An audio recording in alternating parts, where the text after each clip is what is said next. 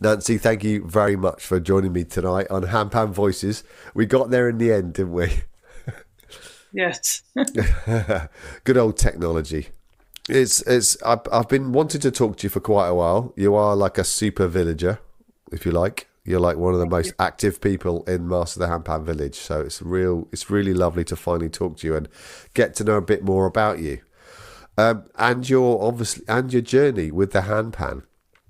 So, what was your first impressions of it? Where did you first hear the instrument? Can you remember a story about when you first made contact with it, and when was it? It was on the internet, and all of a sudden I heard, well, I saw somebody playing the handpan. I don't even know who it was. Wasn't anybody really famous. And I'm thinking, wow, what is that little spaceship? It looks really pretty, and it sounds gorgeous. I just had to find out about it, and then I found out it was a handpan, and I said, wow, I was always thinking of buying or getting an instrument to play in the background Yeah. of the Native American flute because I do play the Native American flute. So I thought the handpan would sound good with the Native American flute. So I started playing back in 2021 with a lovely instructor called Amy Naylor. Never And heard of her. Never heard of her. never ever. She's a great teacher. Yeah, she And is. that was my the beginning of the handpan journey. And now um, it was supposed to be a background instrument for my flute. And now I'm so involved with it and I want to play it so bad and I want to play it perfectly that I haven't played the flute in about 2 years. And Wow. I don't want it to be the background instrument anymore. I want it to be the main instrument. Uh huh. So I just really fell in love with it. Well, who can blame you? So did I. Um, you come to the happy hours where all the students literally hang out for an hour or so. We all put our cameras on, and obviously on your camera, you have a full rack of flutes. So the Native American flute. Let's talk about that a little bit more because I personally, and we have talked about it, haven't we, on the village, that I'm quite interested in getting my first Native American flute. Tell me your history with that instrument before you fell in love with our beautiful handpans here. Tell me why you love that and how you got involved in it.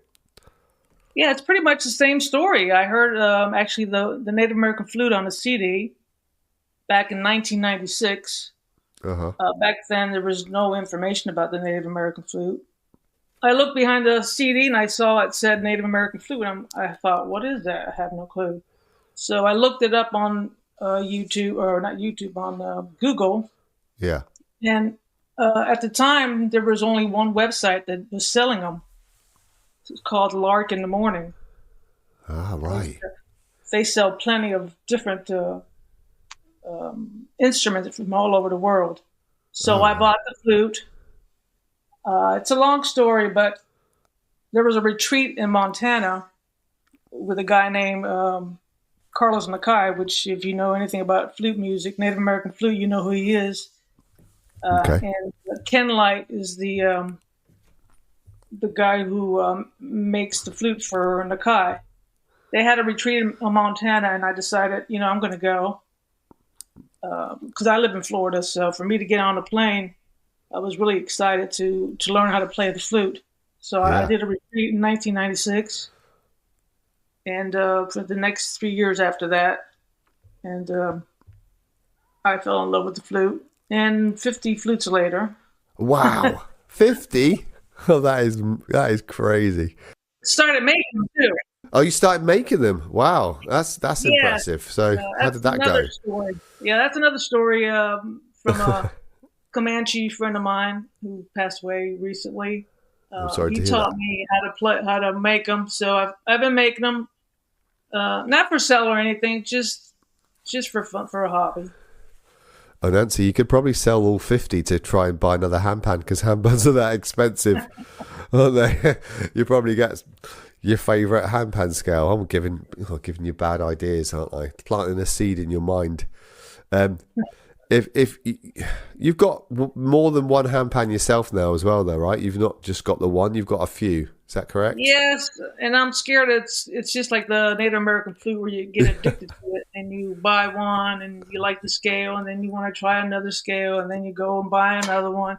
Uh huh. So yeah, basically I have three handpans right now and two RAVs.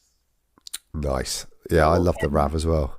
I have Uh, one coming that's just shipped out today that I can't wait. It's F sharp low pygmy ooh, made by who? Or is it uh, the from Mummy what? Elia Elia. Handpans. Elia. Oh, Yes, I wow. can't wait. That is lovely. Yeah, they are special instruments. Put yourself in the shoes of a person who is listening to this conversation. They're like, oh, I don't know which handpan to choose. Maybe I should get an Elia handpan. Maybe I should get something else. If you could sit somebody down who was still trying to choose their first handpan, what sort of advice would you give them, Nancy? Well, if they can go somewhere where they make the handpan, which would be great. Yeah, I didn't have that opportunity. It'd be nice just to play all of them and see which scale pretty much talks to you. Um, Now that I finally got a D Kurd after 3 years, because most of the classes in Master the Handpan is in D Kurd, yeah, which I tell a lot of the villagers that it doesn't matter. You can play anything, any scale. You can still take the courses, but of course, with the D Kurd, you sound exactly like the instructor. So yeah. after getting the D Kurd, I really fell in love with the scale. Uh, Oh, nice. That's good. I had the first one I had was a C sharp mystic. Yeah. It was okay, but after playing the D Kurd, I just fell in love with it. Oh, that's great to hear. I was the opposite. So I agree with you that the decode is really helpful for the beginners courses on the site, and I did exactly that. I was doing David Charrier's course and David Cookerman's course. I was actually a member of both sites before they merged, and but after I'd done the basics course, I honestly, like you, I think you can do any of the other courses with any handpan. You just listen, you sit and you listen, and it's the patterns and the rhythms that you can pick up, and the technique from all the different players. I've not struggled. Correct. I play most of my courses on an F2 low pygmy, and I don't have a problems at all. So I agree with you about finding a scale that's what did you say, that talks to you, that resonates with you on a Right. something special about it. When you just know, don't you, straight away? You think, oh yeah, that's the one. Well, the Kurd is a lot easier too, as far as chords. Yeah, They're a lot easier to play than the Pygmy. Um, but I've actually the F sharp low Pygmy. I fell in love only, I guess, because of some of the players. They play the F sharp low Pygmy and they yeah, play some really beautiful songs with them. yeah. So I figure, well, let me give it a try. Plus, it has more notes. Maybe I can get lucky. Sound a little Nice. better.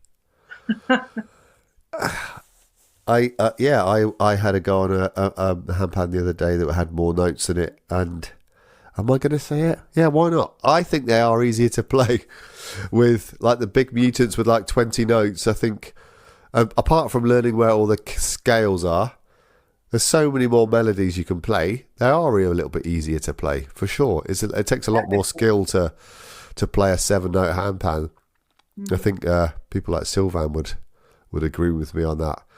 But yeah, they are fun and they are really lovely, and they're very absorbing, I'm sure. But yeah, if you can afford it, go for it. That's what I say. Life's too short. Yeah, yeah. What you said that you just fall in love with it over the last 2 years. How does it affect you personally when you play? Is it a different feeling than playing the flutes, or you just love the whole thing about it? Explain to me how they make you feel when you play them. Yes, I think it's basically pretty much close. The handpan and the flute pretty much the same as far as, because you can play. It's a free flowing type of instrument. It's not like you have to sit behind a piano and do the scales, and you have to play the right way, and you have to be in rhythm and everything. With the handpan, you can play it meditatively, and just like the Native American flute, you could do the same thing. And it just all sounds beautiful, and it's very relaxing. Yeah. So it's a very easy instrument, I think it is, to start playing as a beginner. As a beginner to any instrument, because I learned, I had lessons for a year with the piano, because I love the piano, but after a year, it's just, you really have to be motivated. It takes a lot of time. The difference between a piano and a handpan is obviously the handpan is a lot more flexible to move around, and so you can play it. You can literally play it wherever you like. So, where do you enjoy playing, Nancy, and practicing your handpan? Have you got a special spot in the house or somewhere else? Oh, I love being out in nature. Yeah. But I still don't have the courage to take my handpan out. Yeah. I'm scared of the heat. I'm scared of the humidity because I live in Florida. So I'm kind of scared I might get out of tune. Yep. And it costs a lot of money to get it tuned. So I just stay in my house and play. Nice. Maybe on the backyard or the porch or something. Do you sometimes go outside where it's in the shade, or stay in the house? I usually stay in the house. Maybe the RAV. The RAV, I can go out. Oh yeah, that's the only good thing about the RAV. It's just basically, I love the RAV, but I love the handpan better. But the RAV is good only because you could just throw it in your back seat of your car. You can go to a park. You can go to the beach. You can go anywhere with it. Yeah, it's a bit more sturdy, isn't it? It doesn't really get affected by the hot weather as the handpans do. They're not as sensitive, are they? For sure. Right. So we have obviously met through Master the Handpan, and it is all about the courses on there. And you do the courses, and then you have to practice in between the courses, or go back and play the courses over and over to practice. And some people get a bit frustrated with their practice. They feel like they're a bit stuck. What advice would you have after playing for a few years, Nancy, if somebody is feeling stuck in their handpan practice? Maybe they've stuck on a rhythm and they can't escape from it. What would your advice be to somebody like that? Just have patience. There was a point where I wanted to just get rid of the handpan and sell them because I was just frustrated. Right. Wow. Because I fell in love with it so much. I said, you know what? I just got to keep going and just have patience and just learn some rhythms. And eventually now I'm to a point where I don't want to throw them out anymore. Yeah, that's good. Yeah. I feel comfortable with it, and I'll just keep learning so much every day. And like I said before, the courses and Master the Handpan have helped a lot. A good thing to say is just play and have fun, basically. Yeah, for sure. For the beginners. A comparison is the thief of joy, isn't it? To coin a very famous phrase. It's easy to say that, and you can be caught up in that when you start out and you look at all these amazing handpan players at festivals or online. You think, I'm never going to be able to play like that, But like you just said, if you're on your own journey in life and you're on your own journey with the handpan, and if you take your time over it, the penny will drop. If you do something long enough, then you will find your own way and be happy with where you are, with where you're at. I've got my 2-year anniversary coming up, and I think I'm going to share a video on my YouTube channel of my first day on the handpan. And the only comparison you should ever really make is with yourself, isn't it? Of where you started and what you used to be like. Sometimes it's good to look back and go, wow, yeah, I have actually improved more than I thought. And I watched it the other day. It was quite funny. Let's go back and talk about Master the Handpan and that village that was just literally sprung up in the last sort of 13 to 14 months, because it's fairly new. I was online the other day on a Facebook forum, and some of the older players were saying, "Oh, it's a shame. Things have moved on. The algorithm has ruined forums online, and posts get disappeared so quickly. It's not like people talking to people anymore." But that's what the village is, isn't it? It allows us to not worry about the algorithm, and we've got a nice community building there, haven't we? And how do you feel about the village on Master the Handpan? How important is it to you, Nancy? Yeah, it's very important to have watch other players and give them advice. And I mean, I try to be active in the village. When somebody asks a question that I know, I mean, I wish I could give them more answers because I've only been playing for 4 years, so I'm not an expert. But I try to help everybody out because I know when I started an instrument, it was hard for me to, especially like even the Native American flutes, there was nothing out there that told you how to play it. You just pretty much had to learn on your own. Yeah. So I know you feel frustrated when you learn any instrument. You know, somebody to give you a hand and help you out, I think it'd be a good thing. You've also had to go through quite a traumatic and quite a sensitive sort of time in your life over the last few years. And I think the handpan has helped you with that. Can you explain to people who don't know what's happened to you over the last 18 months or so and how you coped with it? Well, I had basal skin cancer on my nose, actually in 2 places. So I guess it's been there for a long time, and they had to pretty much remove the whole tip of my nose. So I was shocked, and of course, thank God for the plastic surgeons. So I've been going through surgeries to attach another skin from my forehead to my nose to give me a nose again. Yeah. So it's going to take a while. It's been already like 6 months. It takes about a year and a half. So I've been very secluded, and the handpan has helped me, and Master the Handpan has helped me cope with it. Because I really don't go outside and don't want to be seen. So I was able to take all this time that I had and play my handpan, and the courses on Master the Handpan helped me a lot in the village, and the monthly happy hours. Yeah. So and you were super brave. You did literally tell us all that you were going through it one night, and it was quite moving, and it was a very sort of it was quite a moment, and I really felt for you, and I was really proud of you for being so sort of brave about it, but not as proud as I was when you decided to turn your webcam back on. Literally about 2 or 3, I don't know how many months later it was, Nancy. How many months after that did you decide, right, I'm going to have a webcam on because you can't really see that closely anyway. I'm just going to turn my camera back on. And how far? I always had the camera on, and then all of a sudden I had it off, and I was wondering if anybody was wondering why. Right. And I was just tired of having the camera off because, so that one day I said, you know what? I'm turning the camera on. I feel like you guys are my family. So that's when I explained what I was going through, and I turned the camera on. And good thing that you can't really see anything, through the webcam. But I felt comfortable enough with the happy hour and the people there to do that. So I'm grateful to have that support. And I've had people message me too, saying, "Oh, they're removed by what I said," and it was very, thoughtful of what they said.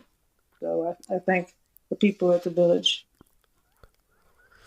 Well, it's our pleasure, but it all comes from your bravery and reaching out and sharing something like that is very difficult. So yeah, I certainly was very, like I said earlier, I was very proud of what you did, and long may you continue to play and enjoy playing and focusing on that beautiful instrument that we both love, for sure. Yeah.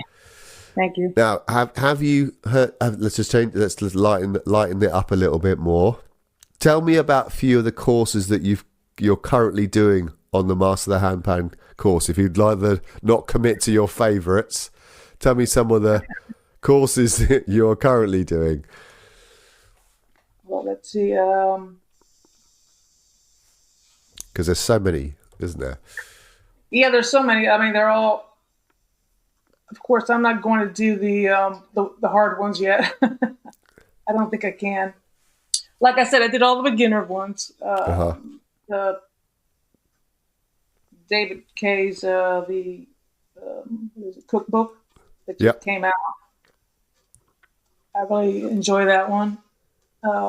Malte Martin, I did a long time ago. The RAVs and tongue drums with Nadishana. I can never pronounce his name. Nadishana. Nadishana. Yeah. Kabe. Yeah. Alexander. Alex Adams. Adam Malouf. Yeah. Malouf. Let's see. There's so many, isn't there? There's so many. Do you like jumping? Do you like jumping around the different courses, Nancy? Yeah. You don't stick on one and try to finish it. Do you jump around the different ones? How do you do your courses? What's your approach? No, some of them I've done all of them. Like especially the beginners one. Yeah. Yeah. There's a few of them that I've Mighty Load. I did all of hers too. There's quite a few of them I did all the way, but some of them I've been kind of peeking because they might be a little harder. So Yeah. I'll go in there and peek and do some of the classes or some of the videos, a groove here and there, or some kind of special texture they do, or finger style. And that leads me on to another question. What sort of techniques have you picked up in the last sort of year or so, or nuances that you think a new player might just sort of skip past? Is there something you've gone back to and you've thought, why didn't I do this before? Or is there some sort of skill that you've been learning recently with Amy or one of the courses online that you think, yeah, beginner players should take more time learning this better? Yes, the dreaded metronome. Oh, yeah? Everybody hates it. But I love it. I love it now. When I started playing it, and now I love it. Now I understand why people love it. Right. You need it, and it'll help a lot with the rhythm. So when I started using more of the metronome, that's when I found the 4/4 rhythm finally. And now I have it inside, so I don't really need it. But I still use it when I practice. It's time to change the metronome to 6/4 or 5/4, which you can do, can't you? Yeah. I'm thinking maybe I need to move on now to maybe 6/8. I'm not sure which one I should go to next. 6/8 is lovely. It's got that lovely waltz, sort of lovely swing, sort of, 1, 2, 3, 1, 2, 3, 1, 2, 3. It sounds a bit strange me saying that like that, but if you're playing handpan notes instead of me sounding like I'm waltzing with a lady somewhere 50, 60 years ago. But I like that 6/8. You were talking about the D Kurd earlier, Nancy. Do you sometimes feel that you want to have a play with a different one of your other handpans? Do your other handpans evoke like a different type of emotion or a different feeling to the D Kurd? And do you sometimes, Yes, I have the, it's an E major scale. Oh, wow. Of course, it's very happy. And most of the other ones are minor. So I like to play, if I'm feeling really happy, I'll play my E major handpan. But usually I stick to the minors, especially the D Kurd. And soon to be the F sharp. Yeah, soon to be the F sharp from Elia Handpans. I'm excited for you. Hey, make sure that you post a picture of that when you get it, all right, and the village, so we could all have a look at your lovely new your handpan and be jealous for sure. Well, thank you for joining me today on Handpan Voices, Nancy. It's been wonderful to talk to you. Thank you.